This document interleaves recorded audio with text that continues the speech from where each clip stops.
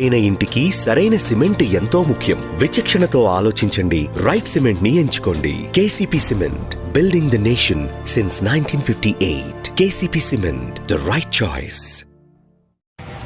అందరికీ నమస్కారం. ముఖ్యంగా ఈరోజు మన ముత్యాలంపాడు గ్రామానికి సంబంధించి పట్టదార పాస్ పుస్తకాలు, ప్రభుత్వ రాజముద్రతో పట్టదార పాస్ పుస్తకాలు ఈ పంపిణీ కార్యక్రమానికి విచ్చేసినటువంటి గౌరవనీయులు పెద్దలు మాచర్ల శాసనసభ్యులు శ్రీ జోలకంటి బ్రహ్మానందరెడ్డి గారికి, మార్కెట్ యార్డ్ వైస్ చైర్మన్ గారికి, హౌసింగ్ డిఈ గారికి, ఇక్కడ వచ్చినటువంటి పెద్దలందరికీ, పాత్రికేయులకు, పుర ప్రజలందరికీ కూడా నా హృదయపూర్వక నమస్కారాలు. ముఖ్యంగా రీసర్వే దాని యొక్క ప్రాముఖ్యత గురించి ఆల్రెడీ మనకి సర్వేయర్ గారు చక్కగా వివరించారు. మరి మనకి ప్రభుత్వం ఎంతో ప్రతిష్టాత్మకంగా ప్రజా సమస్యల పరిష్కార వేదిక, రెవెన్యూ క్లినిక్ అనేటువంటి ప్రోగ్రామ్స్ కండక్ట్ చేస్తూ ఉంది. దీనిలో భాగంగా మనం జిల్లా కలెక్టర్ గారి కార్యాలయంలో ప్రతి సోమవారం కూడా గ్రీవెన్స్ జరుగుతుంటుంది. అక్కడికి వచ్చేటువంటి సమస్యల్లో ఎక్కువగా ఉండేవి రెవెన్యూ సమస్యలు. రెవెన్యూ సమస్యలు అంటే 90% భూమికి సంబంధించినటువంటి సమస్యలు.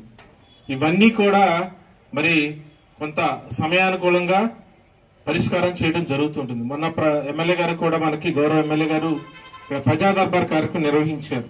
అక్కడ కూడా దాదాపుగా 130 మంది, మరి మధ్యాహ్నం లోపు దాదాపు 2 గంటల లోపు 130 మంది మనకి ఈ భూమికి సంబంధించిన సమస్యలు కానీ, మరి పెన్షన్లకు సంబంధించి, సర్వేకి సంబంధించిన సమస్యలు అవన్నీ కూడా ఇవ్వడం జరిగింది.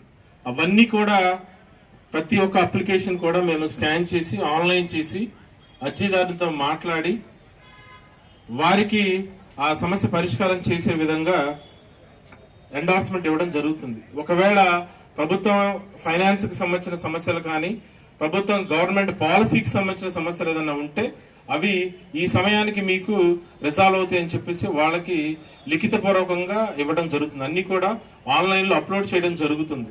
ఒకవేళ మేము ఏదైనా కరెక్ట్గా చేయకపోతే కలెక్టర్ గారు వాటిని పర్సనల్గా చూసి ఒక ఆడిట్ చేసి మళ్ళీ వాళ్ళని కలెక్టరేట్కి పిలిపించి ఆ సమస్య పరిష్కారం అయ్యే విధంగా మరి పీజీఆర్ఎస్ ప్రోగ్రామ్ కండక్ట్ చేయడం జరుగుతుంది.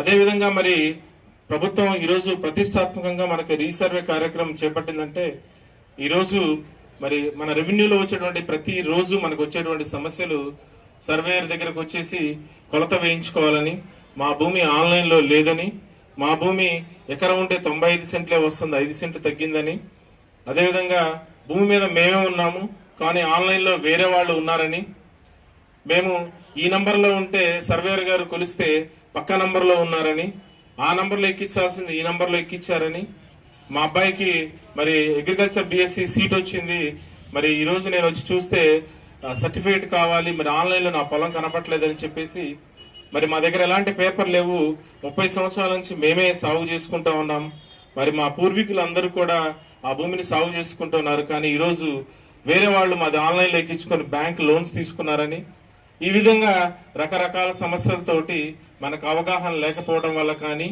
మనకి సరైనటువంటి గైడెన్స్ లేకపోవడం వల్ల కానీ, ఈ విధంగా కొంతమంది మధ్యవర్తులు జాయిన్ అయ్యి మిమ్మల్ని మిస్లీడ్ చేయడం కానీ, దీనివల్ల ఎంతో సమస్యలు వస్తున్నాయి. మరి ఇక్కడికి వచ్చినప్పుడు మీరు ఇచ్చిన అప్లికేషన్ నేను తీసుకొని సర్వేయర్ గారికి పంపిస్తాను, నేను ఒక పని చెప్తాను, ఆయనకి సర్వేయర్ గారికి కలెక్టర్ గారు ఒక పని చెప్తారు. ఇట్లా ఒక అప్లికేషన్ సర్వే చేయాలి అంటే కనీసం వారం 10 రోజులు టైం తీసుకుంటుంది. మీరు ఆ రోజువారీ వచ్చేటువంటి కూలీ అవన్నీ కూడా మానుకొని ఆఫీస్ చుట్టూ తిరగాల్సిన పరిస్థితి ఉంటుంది. అలాంటి ఇబ్బంది లేకుండా ఒక అప్లికేషన్ సర్వే చేయాలి అంటే కనీసం వారం రోజులు పడుతుంది. మరి ఈరోజు మన ఈ గ్రామం వచ్చి ముత్యాలంపాడు గ్రామం 800 ఎకరాలు. గతంలో గౌరవ ఎమ్మెల్యే గారి చేతుల మీదుగా మనం ఏజేమడక 2500 ఎకరాలకి 800 పట్టదారు పాస్ పుస్తకాలు పంపిణీ చేయడం జరిగింది. మరి ఇంత ఎక్స్టెంట్ ఉన్నటువంటి భూమిని సర్వే చేయాలి అంటే ఎంత టైం పడుతుంది? కాబట్టి గవర్నమెంట్ వన్స్ ఫర్ ఆల్ ఆ విలేజ్ సంబంధించినటువంటి సమస్యలన్నీ కూడా సర్వే చేయాలండి. మరి ఈ రోజు కూడా కొన్ని పేపర్లో వచ్చింది, దేవుడి భూమికి సంబంధించి వేరే వాళ్ళు ఆన్లైన్లో ఎక్కించుకుంటున్నారు, కౌలుకు తీసుకున్నారని చెప్పేసి. అట్లా ప్రభుత్వానికి సంబంధించిన భూముల్ని సపరేట్ చేయడం, మరి ప్రైవేట్ భూములన్నింటి కూడా సపరేట్గా ఎవరికి పాస్ పుస్తకాలు ఉంటే